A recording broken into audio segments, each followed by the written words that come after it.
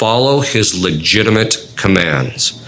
So authority is something which reason God built into our intellects, a structure that gives us an ability to grasp that what this person is telling me to do, I am bound to do. We see this all the time with kids, right? A 3-year-old kid, okay, he might act up once in a while, but if you tell him knock it off, it's in his mind. He knows he's got to stop it, right? He might still kind of run around a little bit, but eventually he knows he's got to stop it.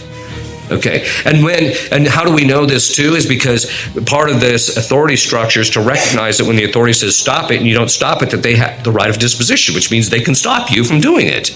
So when you hold the kid down, it's not like all of a sudden he stops and says, you have no right to hold me here, right? They only learn that later when they've been watching TV or going to public school. All right. All right. So authority is a structure that God puts in our minds that when someone who has, in this chain of authority, we'll talk about that in a minute, there's a structure to it, that when someone who has legitimate authority over me, who's over me, gives me a command to do it, intellectually, I feel bound to do it. Now, this is why I said in relationship to the demons, that authority is so absolutely clear in their minds. Because the way demons function is the same way that angels function, which means when they think of a concept, they're not like human beings where they got to think about it for a little while to kind of figure it out.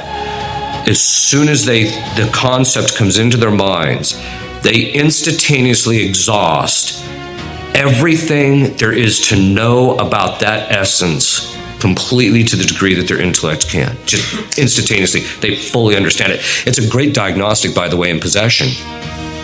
Because if someone comes in and you ask them some question and they're like, you're not possessed. Because you ask a demon, what's the story with this? Well, it's this. They never have to think about it. The only time that they'll look at you puzzled is if you're saying something that's incoherent, right? Or it could be interpreted in 50 different ways, right?